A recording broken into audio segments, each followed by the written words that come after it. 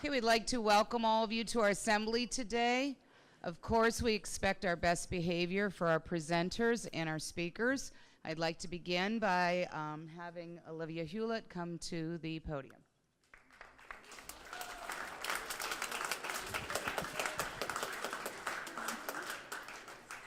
Good afternoon, Harding students and guests. Welcome to the first annual Stop the Hate Assembly. The Stop the Hate essay, sponsored by Maltz Museum, was designed to create an understanding of people of other races, religions, cultures, and backgrounds. These students we have invited here today have been selected for writing some of the best essays. We hope you will learn something from the presentations and that it will help you become a more aware, caring, and kind student. I would like to introduce my fellow classmate and friend, Iraisa Boitez.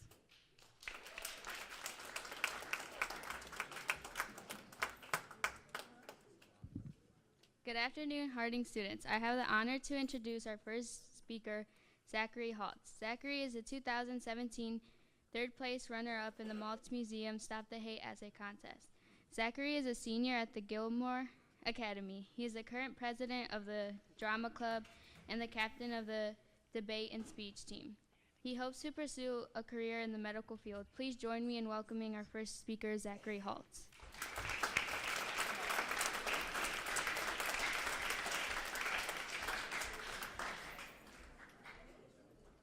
Hello. So I'm going to be reading you guys the essay I presented at the Stop the Hate contest. So yeah, here it goes. My brother and I were practically attached at the hip growing up, but I had never seen him cry so hard. I learned that earlier that day in school, Nick urinated on himself in front of his entire class after his teacher relentlessly belittled him for his inability to comprehend her lesson. She questioned why he couldn't just make himself focus, why he couldn't understand her lesson like everybody else. It wasn't until this moment that he and I fully recognized the apathy and misunderstanding faced by people with autism. Autism is, by definition, a disability or a disorder, but to me, my brother didn't have any sort of defect. The sheer quantity of information Nick was able to retain always baffled me. He could illustrate the rich history of ancient India in astounding detail, analyze Michael Jackson's career and the stories behind his greatest hits, and even recite the lines from about 50 movies from start to finish. Despite his amazing capabilities, Nick was no stranger to being bullied. Kids would poke fun at him for his quirky individuality and his enthusiastic authenticity. Admirably, he wouldn't let their negativity get to him. You can't expect all children to understand the effects of a neurodevelopmental disorder. But how could an adult, who Nick looked up to for guidance and knowledge, be so insensitive and cruel about the cognitive struggles he faced? Many people treat autism as a disastrous condition that prevents those afflicted from living a life with any modicum of normalcy. People all too often stare at autistic kids with pity in their eyes, hoping that one day they will get better, but without any change, they're just another hopeless case, someone who won't be able to contribute to society. After tutoring children with mental disabilities for 3 years, I have come to realize that so many kids, so many beautiful minds, are simply ignored because society stigmatizes their struggles. How can we continue to spread messages of love, equality, and acceptance when we barely treat autistic people like the full human beings that they are? It is so easy to fall into habits of indifference and exclusion.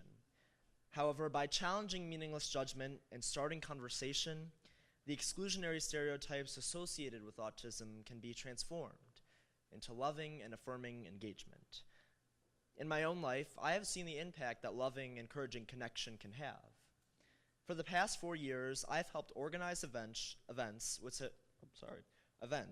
have raised thousands of dollars for autism research with the Autism Society of Greater Cleveland. These events have shown me how putting aside stereotypes and taking the time to have meaningful discussions can promote a more positive, accepting view of autism. I plan on continuing to urge people to stop turning their heads and to start opening their hearts.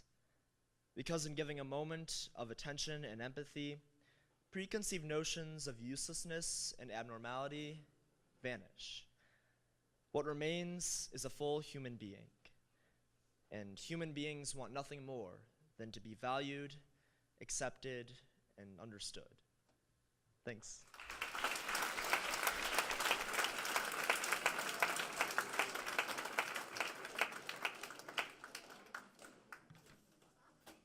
Thank you, Zachary, for sharing your speech with us today. Our next speaker, Maria Savani, won an honorable mention for her essay she entered into the Stop the Hate essay contest. She also attends Gilmore Academy. Maria is on the varsity tennis team, and she also rides horses competitively across the United States. She's in clubs such as SAD, Baking for Rainbows, and Peace and Justice. Please give a warm welcome to our next speaker, Maria Savani.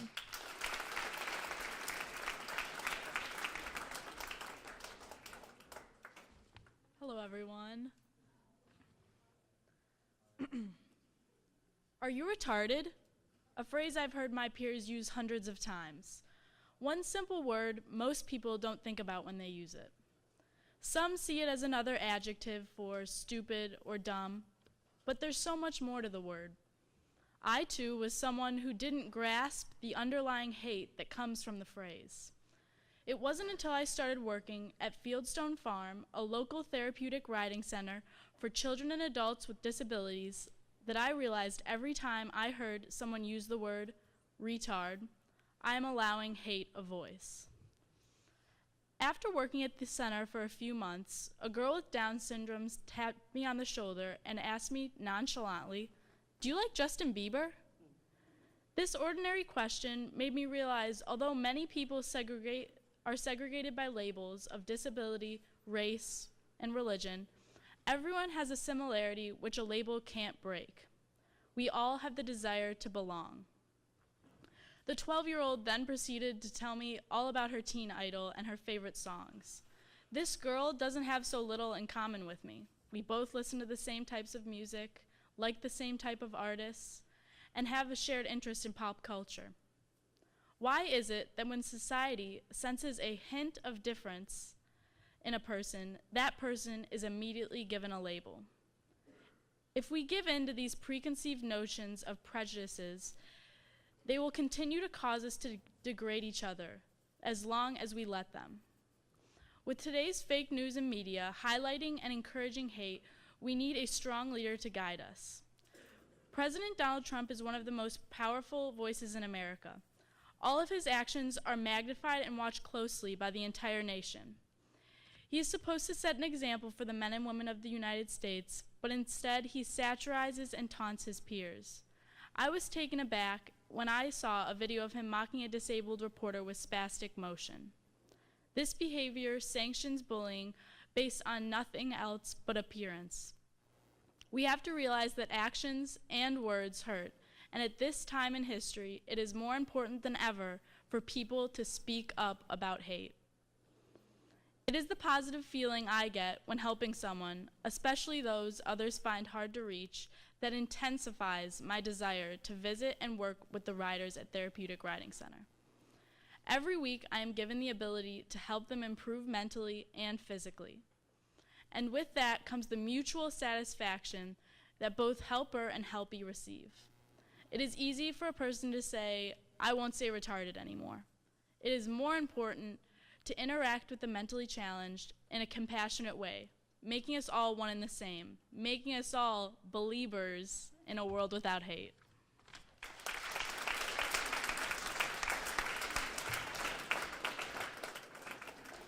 Thank you for sharing your speech with us today, Maria. Our last speaker today is Maya Stupica. Maya is a junior at Kenston High School. She is a member of Pulse Riding Club. She also skis, runs cross country, and is a competitive horseback rider. Please join me in welcoming Maya Stupica to the stage.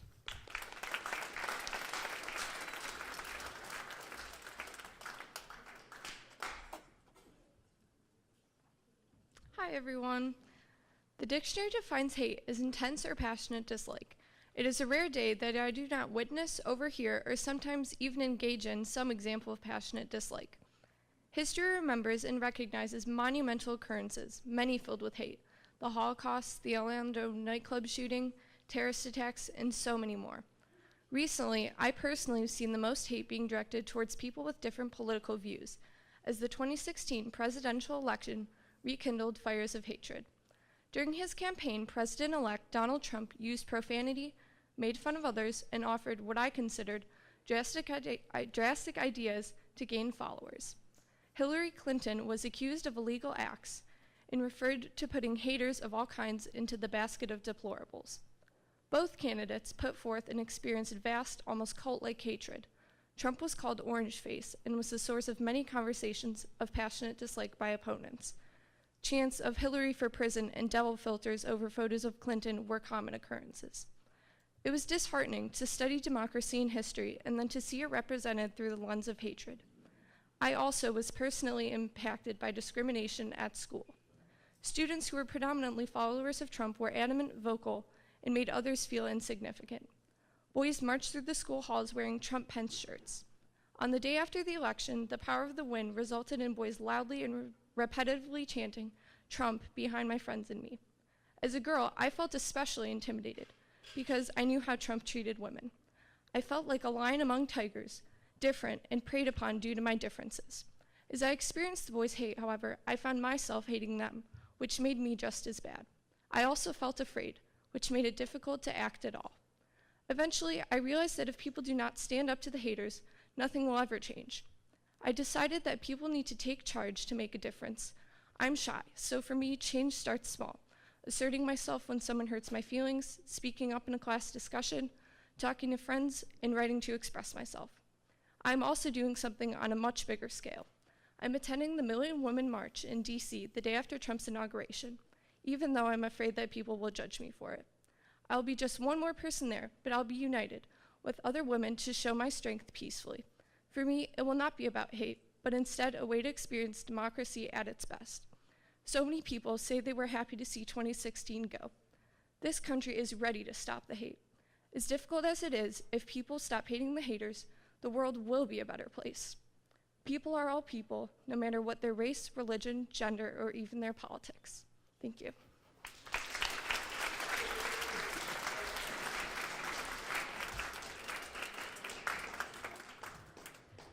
Thank you, Maya, for sharing your speech. Another big thank you to our speakers for coming to speak today. We appreciated everything you shared with our students here today. Hopefully someone in the audience can take away something that they have heard here today. We are now moving forward to our next portion of our assembly. Please welcome Hannah Babbitt, our panel moderator.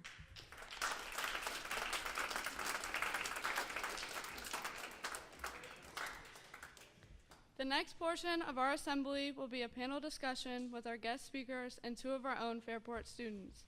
We have created this panel here today to bring attention to try to address the poor choices some students have made and try to provide positive solutions to these problems. A survey was sent out to the students to which 146 students responded. 65% of those who responded see bullying as a problem. 25% said they did not see bullying, and 9% said maybe. Our goal today is to address some of your concerns and decrease the amount of bullying happening at Fairport.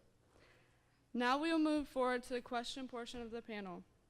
For those who do not know what a panel discussion is, it is a small group of people brought together to discuss a particular matter. I will now ask the panel a number of questions and they will be able to share their own opinion. Panel, it is important to remember that each of us have our own individual views and be sure to share your own opinion, but always be respectful of your peers. Chris, who do you picture when the word bully is mentioned? Usually a bigger person picking on a little person to make them feel better, but in reality it's just making them feel sad. Thank you. This question, everyone on the panel can answer. Not everyone has to answer, but it is for everyone. In your area, how common do you think bullying is?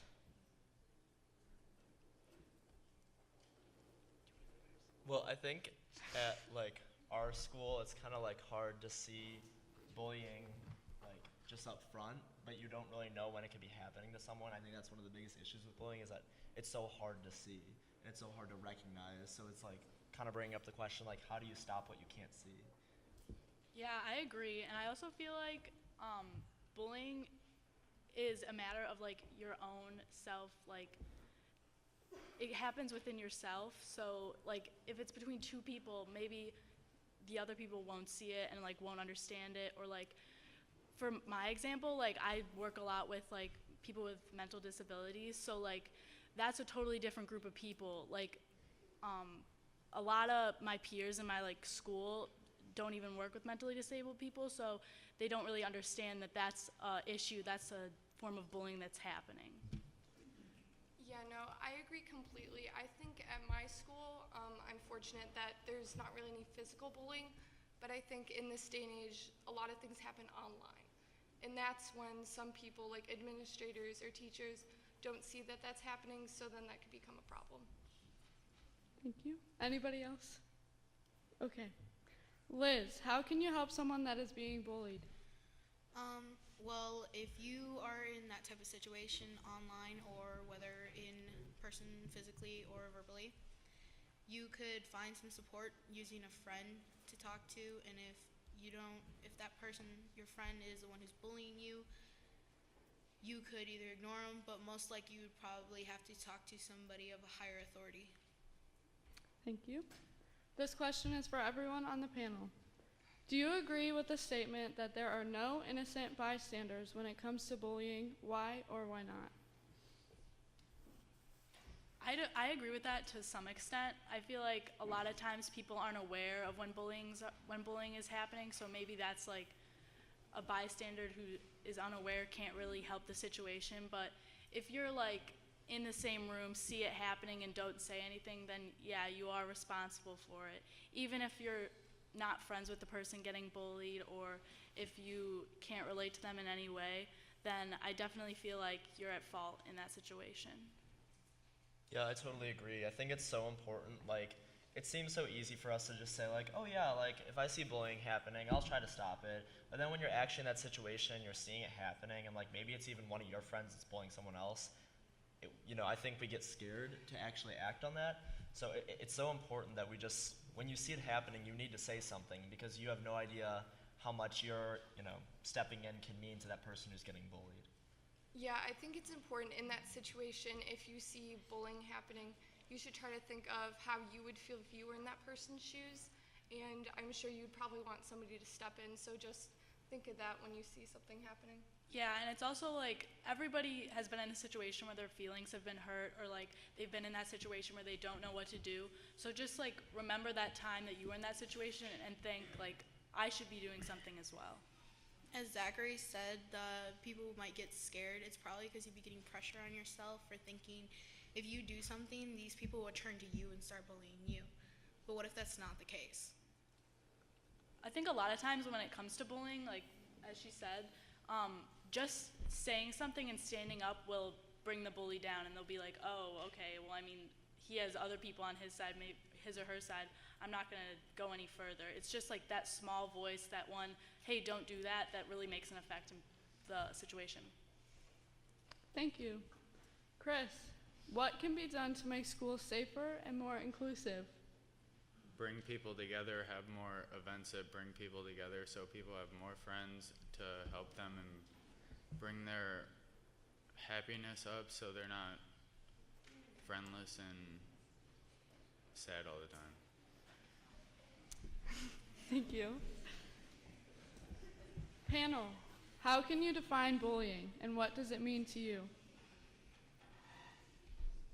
That's a really broad question. I think bullying is like, it can be defined in so many different ways, because like, and there's so many different kinds of bullying, and like for my essay, my brother was getting bullied by one of his teachers, and I think that's something that we don't really think about, is that like, yeah, like we think of bullies as maybe like that big tough guy in school or whatever, but it can be like the most unlikely people can really hurt other people. So I think that's something we have to recognize. Yeah, to me, a bully means like aggression towards another person. making them feel more vulnerable than they already are. And saying, yeah, the stereotypical way for a bully to be is a bigger person who seems to have more strength and then picks on another person who seems weaker. But it doesn't have to be that. It could be somebody who's smaller and has more like inner strength, like they believe in themselves and stuff, but then they also mad at things, so they'll pick on a person who's more vulnerable, and it doesn't matter on their size. You can also even think about it, like the bully doesn't have to be two different people. You can be your own bully. You can have that self-doubt and keep telling yourself you can't do something. You can tell yourself that it's like never gonna happen for you. But in reality, like it's not just two people against each other. It can be you against yourself. Thank you. Zachary, I see that you have put together events and raised money for the Autism Society of Greater Cleveland. What kinds of events did you put together, and how did it make you feel organizing these events? So like the one big event that the Autism Society has every year is like the big chili cook-off. It's like in the beginning of April, and it's super cool because all these different like chefs and restaurants from the Cleveland area come together and volunteer to make like a chili recipe and distribute it to whoever wants to come. And it's really amazing because it's so many people in support of autism, and like if you have an autistic sibling, like if any of you guys have a sibling or a cousin or a friend who's autistic, like it's kind of difficult because it seems like, oh, there really aren't that many people out there who know about it and who support it. But then at like these chili cook-offs, you see like, I mean, last year there was like, I want to say like upwards of 1,000 people there, and they raised thousands and thousands of dollars for like research. So it was just so amazing to see that so many people, even though they might not have had autism or know someone with autism, were ready to support it. Thank you. Maria, I see you have started working at the Fieldstone Farm, a local therapeutic riding center for children and adults with disabilities. What kinds of things do you do? Yeah, so I started working there about 2 years ago, and basically what you do is you get like interviewed and like asked all these questions and to see where you fit in best with the like community. And then you start off by like sidewalking and talking and like meeting with the kids with disabilities. And then you like move forward into your process of like then you start hand walking the horse, and it's just like a really great way to like interact and like gain these experiences with people who are like different from me and from like anybody else. And overall, like my experience has been amazing. In my essay, I just like talked about the one girl, but even since then, I've like come across like 3 different kids that I've like grown so close to. Like there's this one girl named Catherine who has like aggression issues, and like she has like, and she's always like tends to like come out and like yell and like get angry, but I like form this connection with her where we're able to like joke around, and like every week I see her and we're like almost like best friends. Like we make the same jokes, like have great conversations, and it's just like a really great way to like put down your day and just like relax with like friends. That's almost how I feel about it. Thank you. Maya, how did you feel as an attendant of the Million Women March in DC? It was really, really empowering. It was so great to be around other women and even men with the same views, trying to peacefully express our opinions. And as I wrote in my essay, I was kind of nervous about attending because I was like wondering what people would think of it. But overall, I've had a great response, and lots of people supported it because it's just showing your ideas peacefully, because usually a march is like considered violent or protesting, but this was nothing like that. It was really peaceful, and it was a great way to see democracy presented. Thank you. We will now move on to the audience participation portion of our panel. As I mentioned, Harding students were sent a survey to complete during advisory. Here are a few questions submitted from the survey. Note that anyone on the panel can respond to these questions. Why do people bully, and why don't they stop? I think like a lot of times like people tend to bully because like they find it within themselves that like they're going through something, they're going through distress. So I think a lot of times there's like preconceived notions about bullies, and that like they're just like trying to pick on someone smaller than them, but a lot of times it tends to be because they are going through something themselves. Yeah, I agree. I think that sometimes somebody who bullies could be insecure within themselves, so then they would take their issues out on other people to try to make themselves feel better. That's where a lot of like bullying comes from. I feel like when someone sees someone that isn't the same as them, you know, and maybe they're insecure about themselves or what they're like, their first thought is like, oh, I'm gonna make them and their differences seem worse so that my differences seem better and my struggles seem okay. Thank you.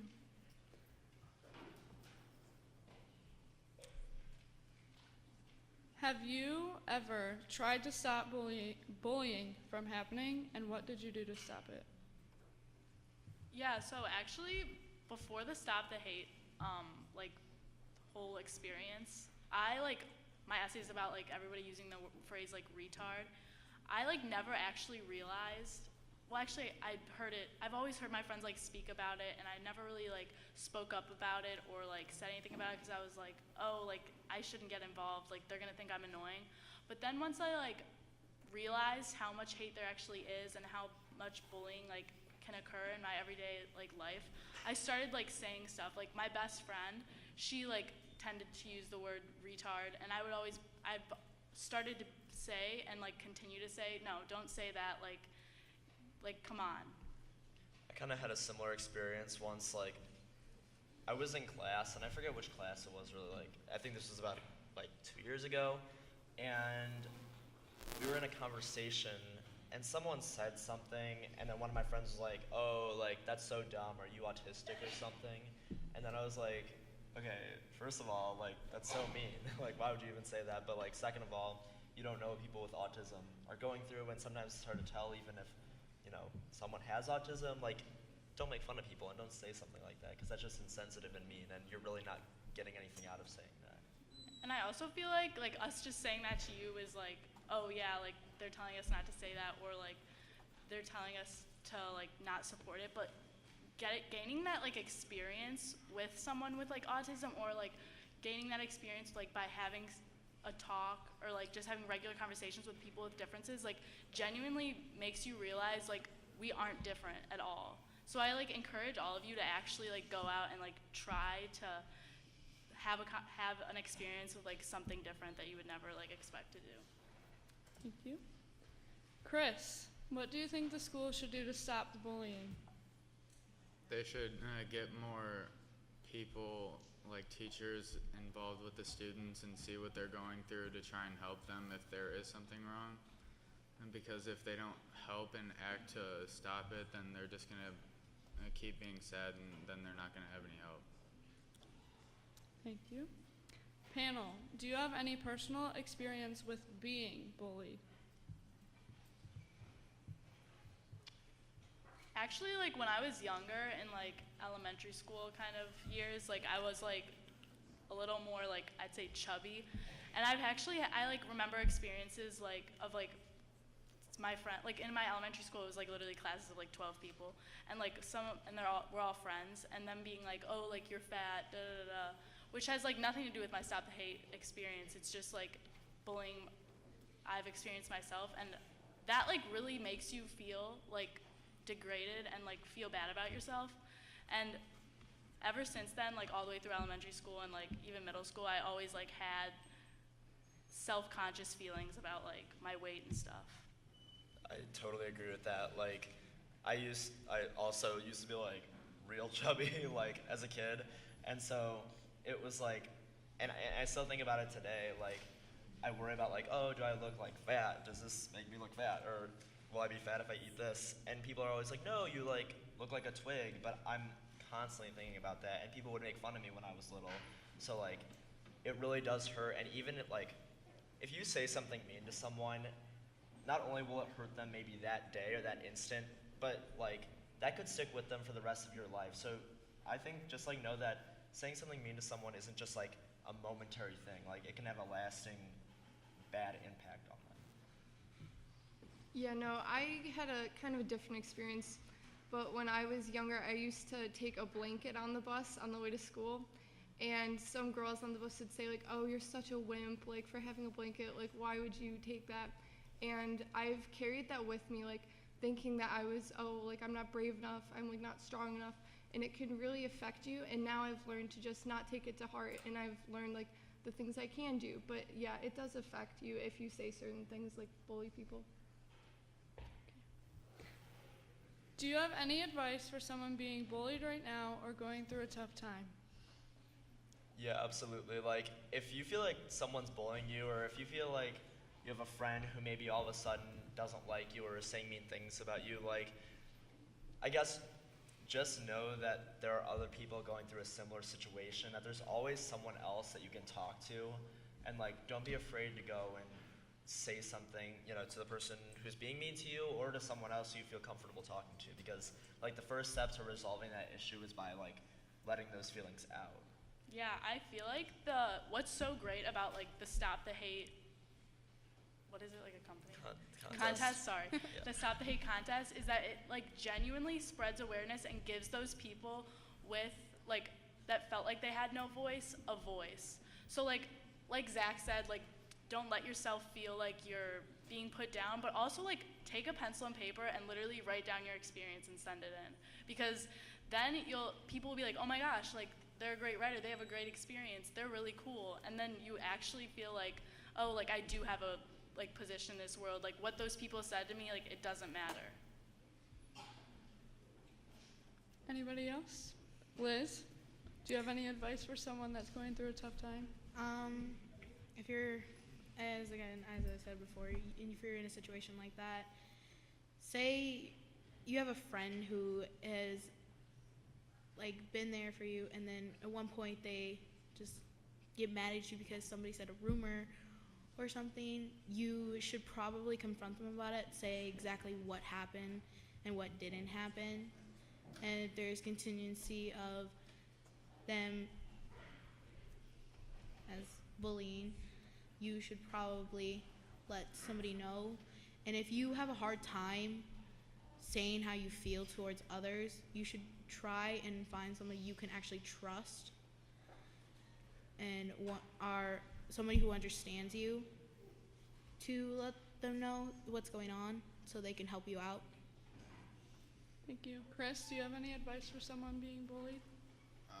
You should definitely try and find someone that has had the same experiences, because then you could get through it together instead of just trying to get through it alone, or try and find someone to connect with so you just have someone to help you.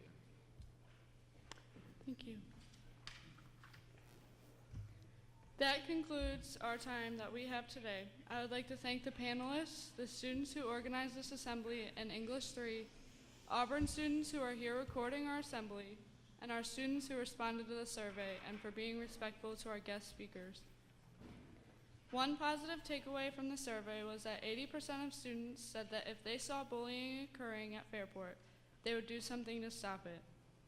It is important to stand up for what is right, and thank you again, panelists, for sharing with us your thoughts and opinions.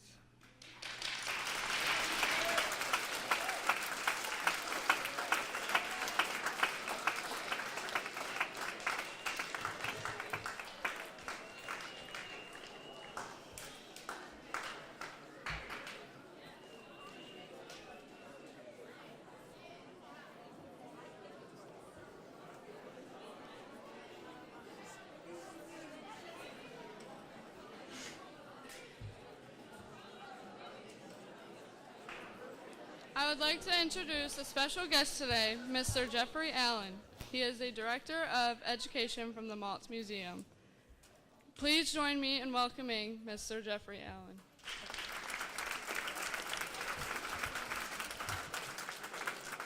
Hello. First, I just have to say I am so amazed and impressed that this is something that was student-led and student-driven, a first annual Stop the Hate assembly. I'm really impressed, and I think everyone in this room deserves a round of applause. So give it up for yourself.